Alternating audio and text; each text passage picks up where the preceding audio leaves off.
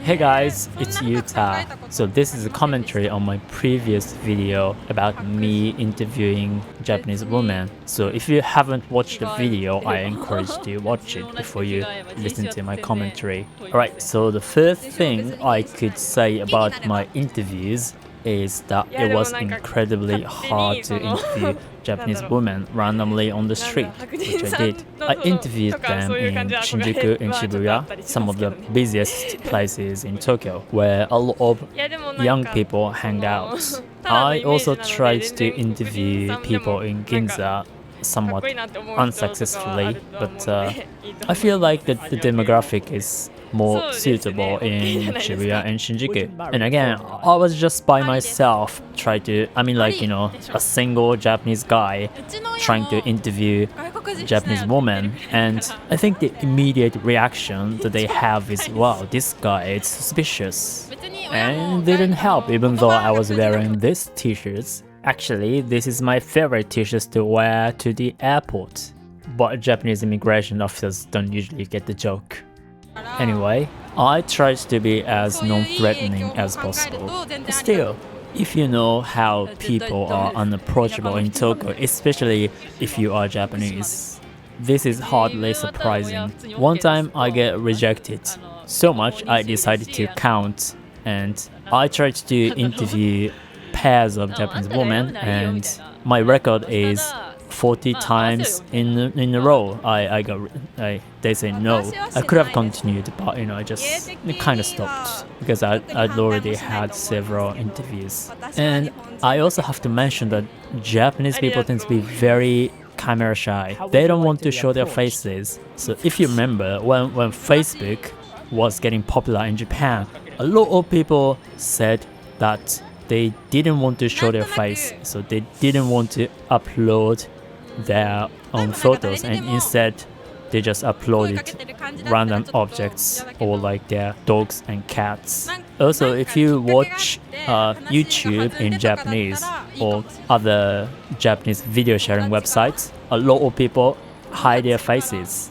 I could also mention a Japanese social networking website called Mixi, which was very popular before Facebook came. It was also quite anonymous. For example, you didn't have to use your own name, so people used their nickname as well as random photos instead of their faces. And I could also explain why Japanese people are so unapproachable for a Japanese guy like me in Tokyo. It's partly because a number of touts are people who solicit customers. So if you go to Shibuya or Shinjuku, the people will approach you and invite you to Japanese style izakaya, or there are also some more like seedy people who try to, if you are a girl, who try to hire you for their hostess clubs and stuff like that. So people are very used to being kind of harassed by solicitors. So if you are a Japanese man and approach people in Tokyo, they immediately think that you are trying to sell something. Of course, I said I'm filming a YouTube video, and I want to interview you about the intercultural dating, in Japan. But still, people were extremely cautious. So it was really hard work. It took several days to get a decent number of interviews, which means that the Japanese women in my interview video tend to be very extremely laid back, friendly, and nice. So you don't see anybody who is extremely nasty or shy. But having said that, I find those girls very Japanese in many ways. They might be a little more open-minded than the average Japanese people, but I still consider them quite normal Japanese people. There's nothing really un-Japanese about them. And again, they have very different opinions about intercultural dating. So let's talk about them one by one.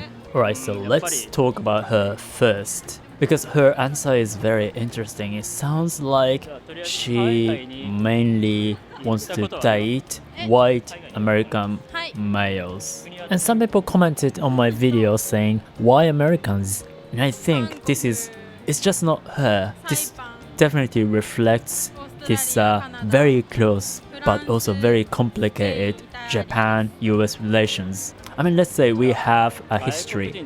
Japan has a long tradition of getting influenced by foreign countries, and in the beginning it was China. Then probably about 100 years ago it was Europe, and now after World War II it's the States. And simply put, I think many Japanese people are very fond of the United States of America. And some people who have xenocentric tendencies, who have a tendency of seeing some other cultures as superior to their own cultures, tend to think American culture is more advanced and something Japan needs to look up on. In Japan, often some people say something like, yeah, in the States things are like this and that, so Japan has to do the same. And other Japanese people kind of protest, saying that you are so Americentric. I mean, Japan has its own culture, so just because America is doing it doesn't mean Japan has to. So people can be quite opinionated when it comes to what Americans do, and she might be on the Americentric side. I also have the impression that for many Japanese people, the image of the United States is like Hollywood films, which by the way is a very inaccurate representation of the States. So I think she has very idealistic ideas of the States. And of course she wants to date what can be seen as the most privileged people on earth, at least statistically, so white American guys. There's actually a term for that, which is hypergamy, meaning marrying up. Well, I don't necessarily blame her, it's just her preferences. And I have nothing against white American guys, Just because you are a white American guy, I don't think people should be either like or dislike or whatever. You are who you are, so it's more important that your personality is and what you do and what you say. I think it's just an interesting example of how some Japanese people, maybe a few Japanese people, see the States. So her friend, well, she's a friend of the America girl, she's like quite the opposite. So she's totally not up for marrying foreign nationals. And I find her very, very Japanese in a way.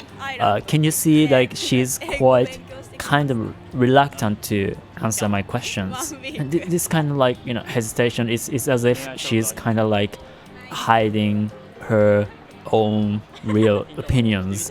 This is something I often observe amongst Japanese people. And I'm actually quite interested in their friendship. I mean, if you talk to a pair of girls, often one person is much more outgoing and comfortable with talking to you. So you kind of end up talking to just, that girl, and the other one is kind of like, getting a bit bored or wants to leave. And when her friend said that her parents want her to marry a foreign guy, this girl says, "Nande?" And why? And she was quite surprised. So I think they have a kind of like dynamic friendship. And they might disagree with each other quite often, but they kind of enjoy it. So I think they are quite fun. Alright, so she is also a very interesting example. So she was the only person who was completely by herself and accepted my interview. So I think that tells something about her. And if you listen to her, she's not completely happy with her somewhat predictable university life. So she says like her classmates and like university friends are too complacent with the predictable ways of living. I can actually relate to her because, okay, if you are Japanese growing up in Japan, there's a very specific kind of course of life. So you go to elementary school, junior high school, and high school, go to university, graduate in 4 years, and probably when you are in the 3rd year, maybe you start doing a job hunt. So you find a job even before you graduate from the university, and after university you immediately start working, and this is considered a normal life in Japan, at least in middle class families. And I'd always felt that it was very boring when I was in school. And I think she also has that kind of opinion, and she's looking for something different, and that might be why she let me interview her, because it's something different. It's something that doesn't happen too often in her everyday life. So she's also quite apt for dating internationally, and she says she wants to date somebody who has different ways of seeing things or like different experiences. So I think she's very open about a lot of things. By the way, if you are wondering why I always asked them if they wanted to date black guys or other Asian guys, is that when you say foreigner, 外国人 in Japanese, a lot of people think of mostly white Western guys, but I wanted to include everybody outside Japan, so I had to specify a bit. Alright, so she and her friend, I think their friendship is very different from the first pair of girls. If you pay attention, they tend to have similar opinions about things. So I would imagine that they tend to agree with each other, and they are very peaceful, pleasant people. So she was one of the 2 girls who wouldn't marry a foreign guy. And her reason, unlike the other one, is that her parents wouldn't be okay with that. And let's face it, it sometimes happens in Japan, parents not being okay. I think it's kind of sad, but it's the reality of life, I guess. Or, as Japanese people say, shogunai.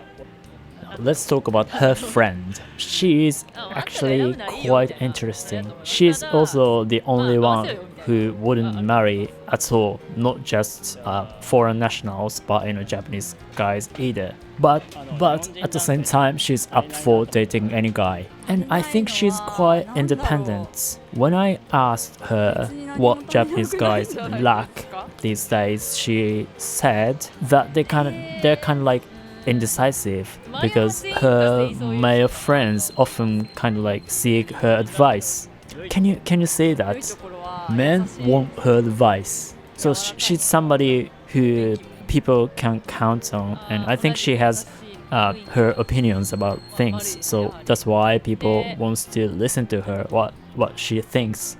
And she also mentions her parents, who kind of let her do whatever she wants. So her parents is not very controlling and urge her to be independent, to make her own decisions. And actually my parents are a little bit like that. And I also don't think I'm gonna get married at least for another a decade or 2. So I think I'm actually kind of similar to her in a way. Oh, but she hasn't been abroad at all. So she's never been outside Japan, which is kind of interesting, because she's probably one of the most open-minded girls I interviewed. So which means you can be born and raised in Japan, surrounded by Japanese people, but you can still be open-minded and independent. Alright, I guess that's about it today, but if you enjoy listening to my commentary, I think you would definitely enjoy my podcast. So you can click the image above and go to my podcast channel. And can I ask you a favor? So I recently published a book and I really need some reviews. So if you could write some reviews, I would really appreciate it.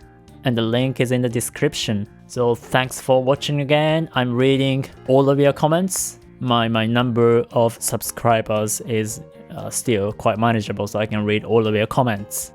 Alright, see you guys later. Ciao ciao.